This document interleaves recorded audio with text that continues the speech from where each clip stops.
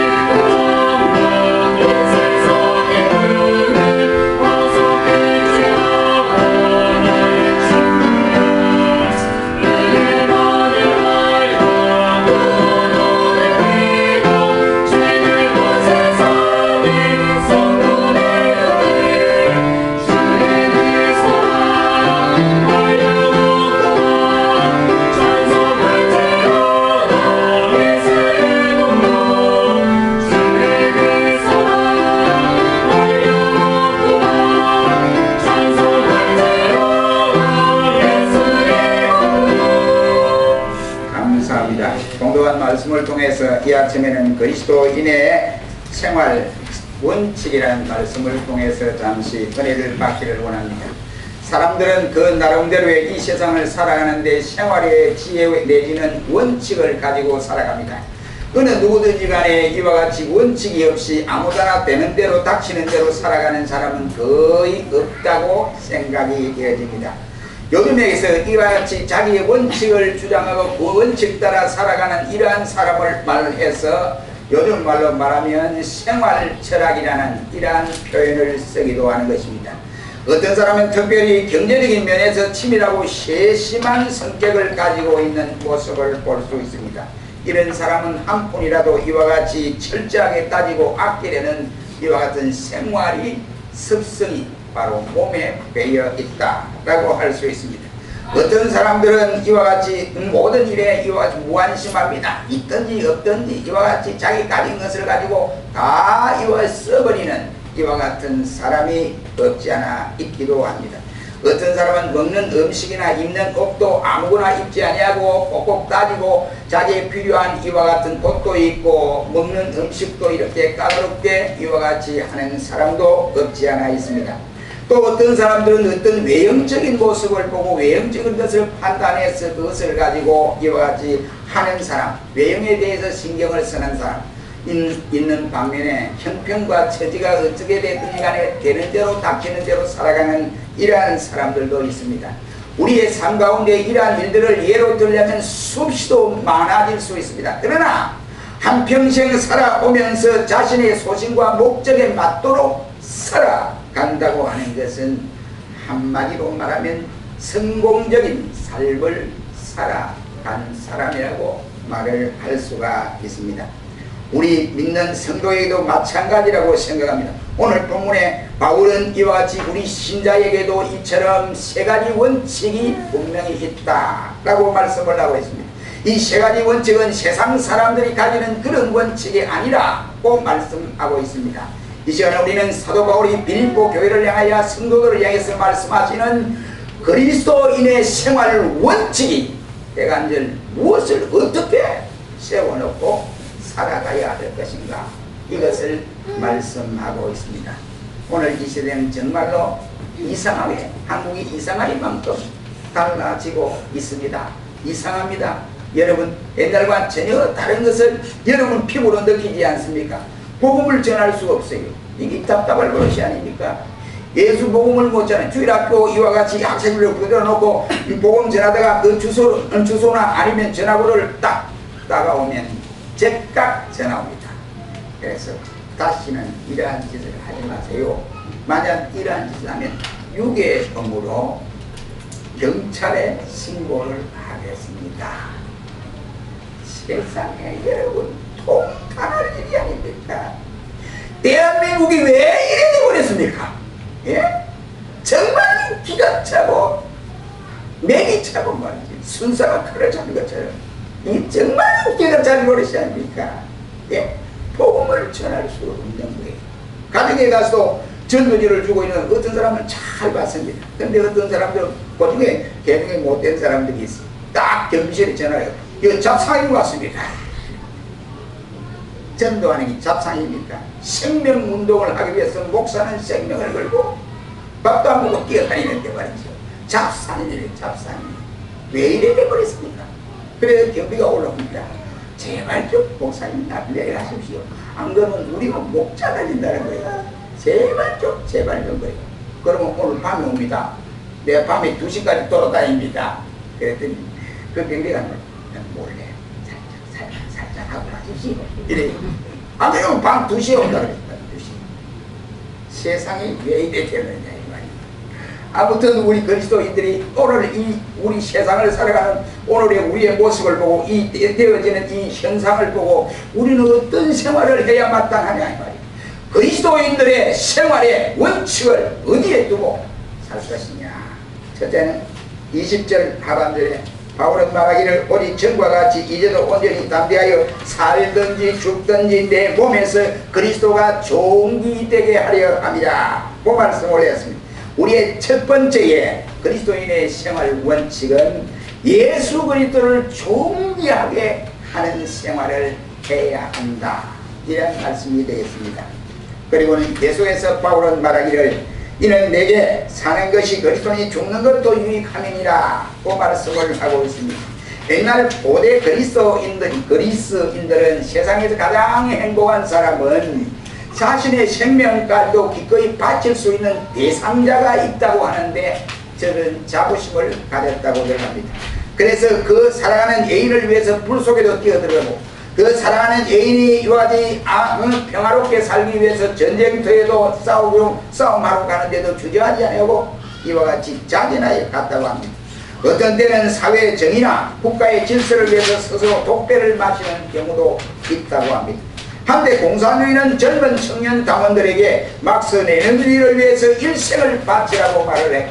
독일의 나치주의나 아니면 일본의 군국주의도 국가를 위해서 포기한 청년의 생명을 바쳐라. 이것이 국가를 위한 1등 공신이다 라고 하면서 저들의 이와 같이 생명을 바치도록 강요한 일이 없지 않아 있습니다.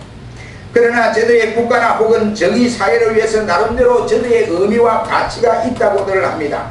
그러나 그들이 하나님께 주신 단 하나의 생명을 바치는 데 반면에 절대적인 대상이 국가가 아니라 이러한 말씀이 되겠습니다. 우리의 선택은 너무나 간단하고 명료한 일입니다.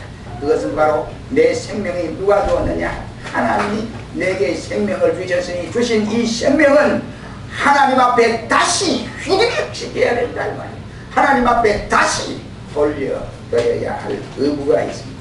누가복음 12장 20절에 말씀하기를 하나님께서 분명히 내 영혼을 내가 도로 찾으리니 라고 말씀을 하고 있습니다. 우리가 순교의 피를 흘림으로써 우리의 영혼을 주님께 드릴 수 있다고 한다면 가장 영광스러운 일이 아닐 수가 없습니다. 그러나 순교는 아무나 되는 것이 아니다 이런 말입니다. 그러므로 우리는 다만 순교자의 마음을 가지고 순교적인 믿음으로 살아가야 한다 이런 말입니다. 사도 바울의 삶이 바로 그러한 삶이었다는 것을 본문이 우리에게 알려줍니다. 이는 내게 사는 것이 그리스도인이 죽는 것도 유익함이라. 그는 사는 것과 죽는 것 사이에서 엄격하게 구별하면서 살아가지 않았다 말입니다. 그는 로마서 14장 8절 말씀에서 우리가 살아도 주를 위하여 살고 죽어도 주를 위하여 죽나니 그러므로 사나 죽으나 모든 것이 주를 위한 삶이 되어야 한다고 말을 하면서 내가 모두가 주의 것이다 라고 고백을 하고 있습니다. 주의 것이다. 이 말은 무슨 말입니까? 주님의 소유다 말이에요. 내 것이 아니고 주님의 것이다 이런 말씀이 되겠습니다. 여러분, 여러분들의 몸, 여러분들의 시간, 여러분들의 건강, 이 모든 것, 돈, 자식, 이 모든 것이 내 것이 아니라 모두가 주님의 것이다. 내 것은 하나도 없다 이런 말씀이 되겠습니다. 그렇다고 한다면 저와 여러분이 이 시간에 이와 같이 내가 가진 모든 것은 모두가 내 것이 아니라 주의 것이라고 믿어지십니까? 믿어지십니까? 믿어지시면 입술로 고백을 하면서 생활이 뒷받침이 되어져야 됩니다. 말로만 믿어진다고 해서 되는 것이 아닙니다. 우리가 인정하다고 한다면, 인정했다고 한다면 주님께 모든 것을 드려야 한다 이 말이에요. 다시 말하면 나를 위해 쓰는 것도 중요하지만 주님의 이름이 존영을 받도록, 주님의 이름이 존귀함을 받도록 드려져야 한다 이런 말이에요. 그렇지 않으면 인색할 수밖에 없게 되어집니다. 바로 이전에 바울은 말하기를 예수를 미워하고 얼마나 핍박하고 예수 믿는 사람들을 죽이기 위해서 여리저리 막 천하를 누비며 다녔지 않습니까? 그러다가 예수쟁이들이 저 다맥색에 많이 모여있다 이 소리를 듣고 바울이 자기 부하를 데리고 다맥색으로 올라가는 도중에 부활하신 예수님을 만나게 되었습니다. 메시아가 예수가 아니다 하고 그가 이와 같이 떠들고 열심당원이었던 그가 예수를 만났다 이 말입니다. 그는 예수님을 만나고부터 그의 모든 것이 변화되어졌습니다. 그의 가치관도 바뀌어지고 메시아관도 바꿔지고 구원관도 바꿔지고 그의 인생관도 모두가 바뀌어져 버렸습니다. 그는 갈라디아 2장 20절 말씀에 고백하기를 내가 그리스도와 함께 십자가에 못 박혔나니 이제는 내가 산 것이 아니요 오직 내 안에 그리스도께서 사신 것이라. 이제 내가 육체 가운데 사는 것은 나를 위해 사는 것이 아니라 믿음으로 사는 것이다 라고 고백을 하고 있습니다. 바로 이 세상에 있는 온갖 무기와 원자탄 아니면 뭐 요즘 북한에 있는 핵무기 등등 뭐 중성자탄 이것은 사람은 죽일 수가 있습니다. 그러나 그 사람의 영혼부터 육신을 살릴 수는 없다 이런 말입니다. 인간의 의식 구조나 삶의 방법에 있어서 어느 것 저들이 이 영향은 줄 수 있을지 모르지만 근본적으로 인간의 인격이나 실존을 바꾸지는 못합니다. 그러나 예수님의 경우는 전적으로 다르다 이 말. 일단 예수가 내 몸속에 들어가면 주인이 바뀌어지게 되어 있습니다. 바뀌어져야 됩니다. 내 인생의 코필 부수적인 이와 같은 일대 개혁과 전환이 이루어지게 되어 있습니다. 어떤 강산에서 교수를 초청해서 1년에 한두 번 이 강의를 했다고 합니다. 그런데 이 교수가 이름 좀 유명한 교수예요. 그런데 초청을 해서 나와 하는 말이 하나님의 존재는 계시지 않는가. 이 강의를 한 두서너 시간 이렇게 하더라고요. 그런데 그 중에 광고한 사람이 그 사람이 옛날에 광고로 일을 하기 전에는 술도 먹고 노름도 하고 막 별별 이 세상 뭔데 있어 다 거예요. 그러다가 마약까지 먹었어. 그러니까 부인이 도망가버리고 자식이 서른인데 자식도 이제 키울 여력이 안 되니까 이 고학원 몇 아이 두고 이 고학원 몇 아이 두고 그래 아이를 전부 흩어져서 고학원에 이렇게 맡겼다고 합니다. 그때에 자기도 죽으려고 생각을 했대요. 그런데 어느 누가 복음을 전하는데 예수 복음을 받아들이고 그때 예수 믿고 모든 술, 모든 마약 다 끊어버리고 정신을 똑바로 차리고 내가 살아야겠다. 왜 살아야 하느냐? 나를 위해 사는 것이 아니고 내 가족을 위해 사는데 나는 예수 믿었는데 저들은 아직 안 믿었으니까 내 선한 모습을 보고 저들이 예수 믿도록 내가 복음을 전해 생각하고 정신을 차리고 광고에 들어와서 이와 같이 방산일을 착실히 하는데 이제 착실히 정신 차렸다 이 소문이 이제 아내에게 들리니까 아내가 아이들을 데리고 다시 가정으로 돌아와서 행복한 가정을 꾸미고 산다. 그래서 그 교수에게 이 광고가 딱 나가서 하는 말이 하나님 없다, 하나님 존재하지 않는다 막 이런 말 하니까 화가 난 거예요. 그러니까 그 마음속에 예수님이 자리 잡고 있는 거예요. 확실히 예수 믿는 사람이에요. 성령이 역사하는 사람이에요. 그러니까 그 말을 듣고 니는 그래라 나는 내대로 살다 이런 사람이 아니고 그의 마음속에 막 불든 일어나는 내가 나가서 한마디 해줘야 되겠다 생각한 거예요. 그래서 나가서 교수님, 내 교수님 존경합니다. 그러나 오늘 강의를 들어보니까 교수님 말씀은 전부 엉터리입니다. 나를 보십시오. 나는 이러이러해서 산 사람입니다. 그래서 예수 복음 받고 예수 믿고 나서 내가 완전히 달라졌습니다. 그래서 내 가정, 깨진 내 가정이 다시 회복되고 지금 행복하게 우리 식구들이 너무너무 예수 잘 믿고 살아가고 있습니다. 만약 예수님이 계시지 않았다면 나를 이렇게 변화시킬 수가 있었겠습니까?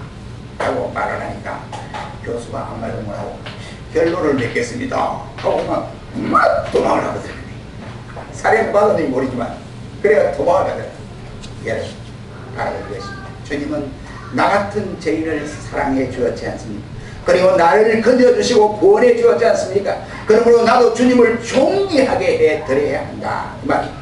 한 목숨 바쳐서 죽도록 충성해야 합니다. 여러분들은 십자가에서 죽기까지 나를 사랑하신 우리 주님을 내 삶의 뒷구석에 두는 것이 아니라 내 삶의 맨 앞에다가 예수님을 두고 사셔야 합니다. 이것이 주님을 존귀하게 여기는 것입니다. 자기 이름은 다 숫자가 앞에 나와 있고 예수님 이름은 저 뒤에 가 있고 예수님은 저 뒤에 안방 늙은이로 치러가면 그것은 예수님을 존귀하게 하는 일이 아닙니다.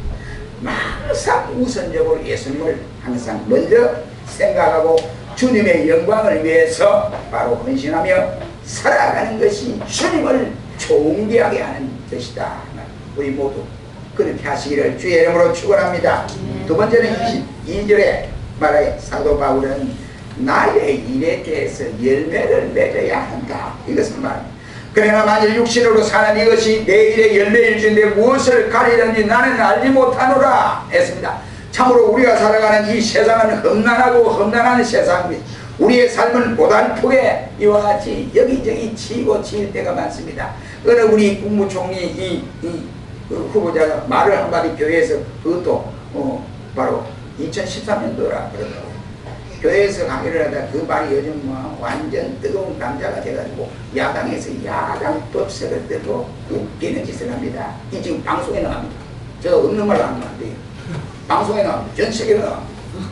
그런데 내가 볼 때 예수제 너희가 정신을 차려야 돼요. 왜 정신을 차려야 되느냐? 그분의 전인적으로 보면 내가 볼 때는 하나님의 섭리와 통치를 믿는 고백을 했습니다.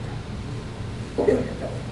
그런데 제가 다 이제 다 듣게 하더라고요. 다 어느 것이 옳은지 판단한지 뭐 종방에서 아무개 방송에서는 그러더라고요. 여러분이 시청자가 다 들으시고 판단하십시오. 그런데 다 듣고 그러는데 그게 어떤 일이 일어나냐면은 자기는 순수 우리 민족이 원래는 게으르고 양반 상용 가리고 이렇게 하다가 선교사님이 들어와서 복음을 받고 우리나라가 이게 자살이 됐다. 하나님의 은혜다. 그래 우리가 이렇게 된 것은 일본에 의해서 억압받고 36년 통치된 것은 하나님이 우리 민족을 사랑해서 그들을 통해서 억압받음으로 우리를 깨닫게 하셨다. 이거예요, 요지가. 그런데 이상해. 일본을 호도하느냐? 저 일본을 호도한 게 아니에요. 그 신학적으로 맞는 말이에요. 틀린 게 아니에요. 신학적으로 맞는 말입니다. 하나님의 섭리와 통치 속에 우리 살아간다는 말이에요. 우리가 지금 살아가는 이것이 그렇지 않습니까? 그런데 그 이제 앵커 옆에 해설자가 나오기를 그 명지대 교수예요. 그 사람이 한 말이 그러면 주기철 목사는 뭐냐? 주기철 목사는 수교 뭐냐? 이 코다에 아무도 모르겠어요. 순교의 모습과 그것은 반대방이에요. 순교에 그 때문에 순교했습니까? 아니지 않나요? 일본의 신사 앞에 절하라 우상 숭배하라고 하니까 난 뭐하겠다 예수 믿겠다 그러다 순교한 거예요. 그럼 전혀 타이가 아닙니다. 그런데 그분이 그런 말 하더라고요. 그래서 이 뭐가 판단력이 되겠구나 이 생각. 우리 젊은 청년들도 판단력을 여자가 있을 거예요. 한 토막만 보면 그건 오해가 될 수 있어요. 오늘 이 시대는 우리 말을 잘못하면 이와 같이 이렇게 비난을 받는 이 시대에 우리는 살아가고 있습니다. 어떻게 해야 하느냐? 항상 예수님이 앞에 나와야 되고 우리는 물러가야 된다. 내 이름 석자는 예수님 뒤로 숨겨져 버려야 된다. 항상 예수님만 높이며 살아가야 된다. 그렇게 살아야 돼. 그리고는 우리의 생활 속에서 우리가 열매를 맺고 살아가야 돼. 열매를 맺지 않으면 아무런 소용이 없습니다. 하나님께서 이 시간 내게 생명을 주시고 건강을 주시고 이 세상을 살아갈 수 있도록 해 주신 것은 아직까지 이 땅 위에 있는 동안에 나라고 하는 존재가 필요하기 때문에 하나님이 생명을 주신 것이요. 믿으십니까? 믿으십니까? 그게 없으면 하나님 데려가죠. 니 다 했다 하고 하나님이 데려가시는 것입니다. 그러나 아직도 내 생명이 존재하고 있다는 것은 나를 통해서 하나님 자신이 하시고자 하는 뜻이 있기 때문에 그렇다. 이것을 우리는 믿어야 합니다. 일본의 어느 어머니가 여기가 전신마비예요. 그런데 이제 그 전신마비인데 눈은 깜빡거리고 그 다음에 입은 음식을 그렇게 먹는다. 그래서 어머니가 이 음식을 먹여주고 눈을 깜빡거리는 그 이제 수량에 따라서 이 말을 대화를 하도록 이렇게 가르치고 있습니다. 가만히 보니까 기가 차더라는 겁니다. 여러분 기가 차지 않겠습니까? 아이를 낳는데 그래 된 거예요. 그래 아이를 키우는데 이와 같이 어머니의 그 고통은 이루 말할 수 없습니다. 그 어머니가 진실한 신자입니다. 그러니까 가만히 기도하며 생각해 보니까 하나님이 왜 내게 이런 자식을 주었느냐.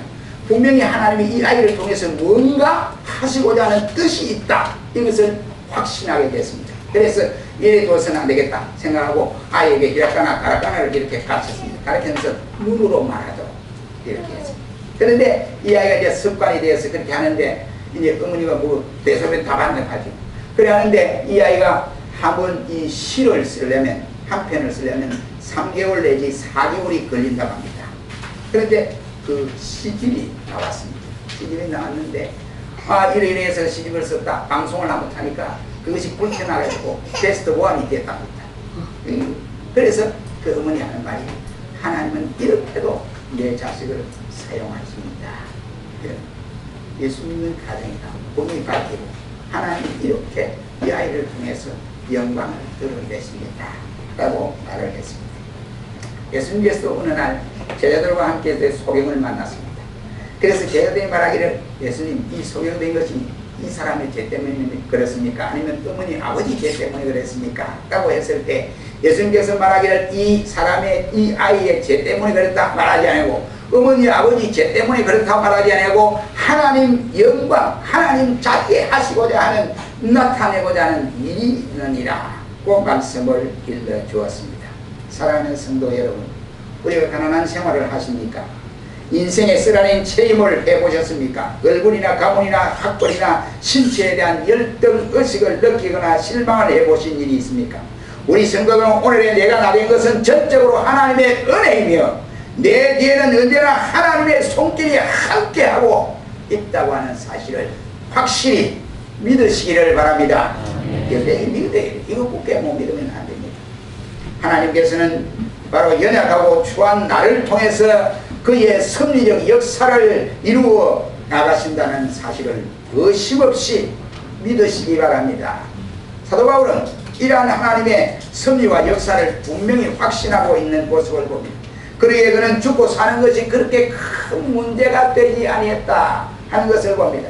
어떤 형편의 채들이 오히려 자족하기를 배웠고 그는 배고픔과 풍부함과 궁핍과 일체의 비결을 배웠다 라고 했습니다. 그런 의미에서 볼 때 그는 세상에서 가장 행복하고도 성공적인 삶을 살았다고 말할 수 있습니다. 여러분 외국에 가시든지 여행을 가시든지 하는 사람들 보면 표를 미리 예약을 한 사람은 느긋합니다. 그렇죠? 답답할 필요 없어요. 그러나 표 예약도 안 하고 이제 외국 가려고 하는데 여행 가려고 하면 막 서둘러요. 불안해요. 표가 있으면 아이고 학경이 있다면 또 나가잖아. 이렇게 불안하게 되어집니다. 저와 여러분의 시민권은 어디에 있습니까? 저와 여러분의 시민권이 어디에 있습니까? 어디에 있습니까? 예? 그게? 천국에 있습니다. 천국에 있어요. 저와 여러분의 시민권은 천국에 있습니다. 그러면 우리가 이 세상 살아가면서 불안하고 초조하고 이렇게 할 필요 없어요.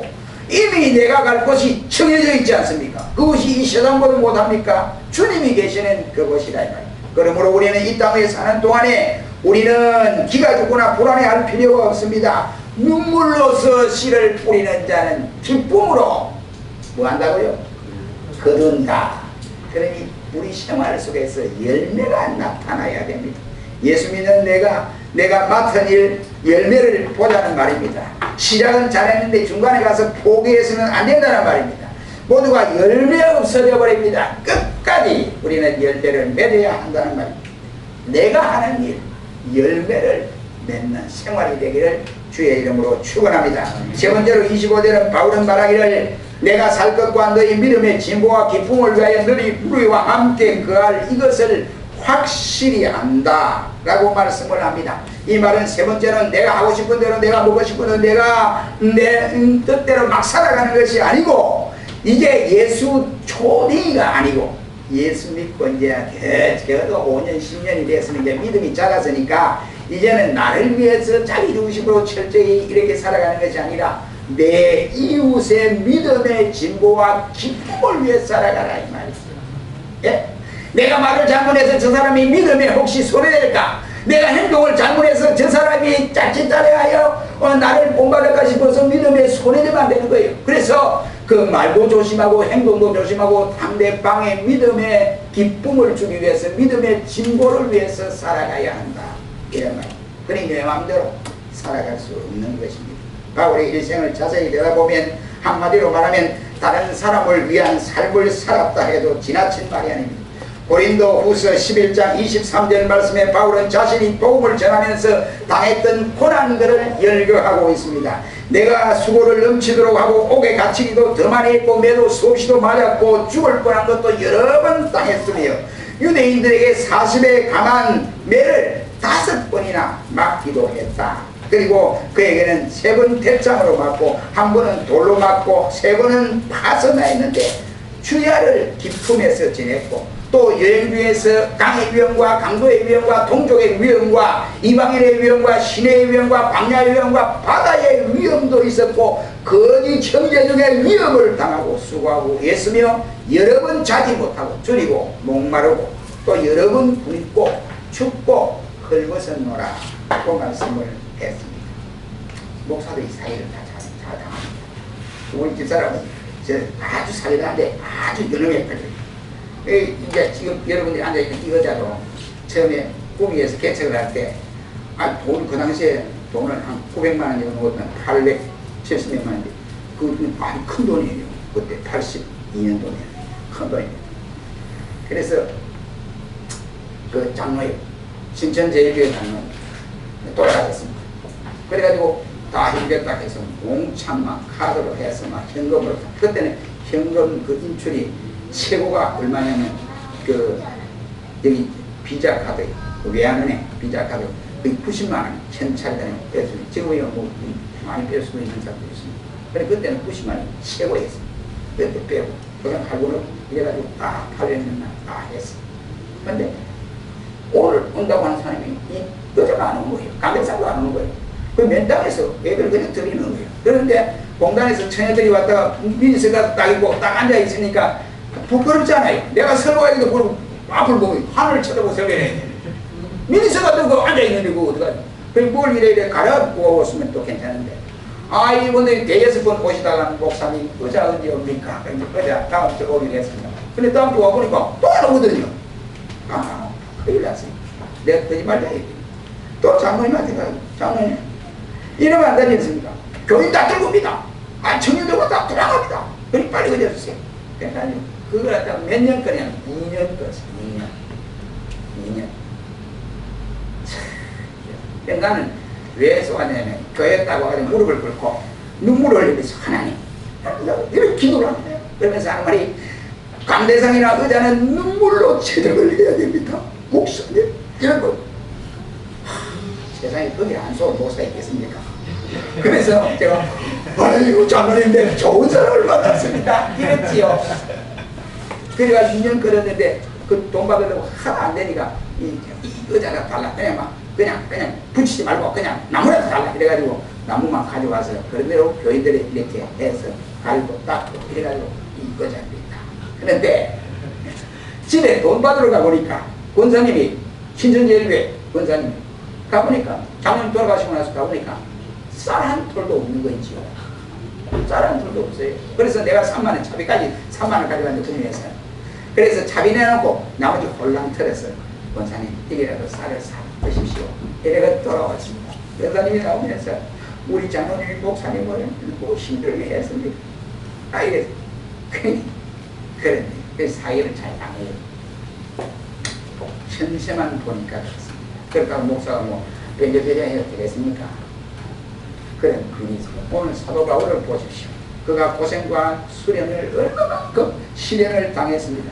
바울은 은음으로 보나 이렇게 죽을 고생을 할 사람이 아닙니다.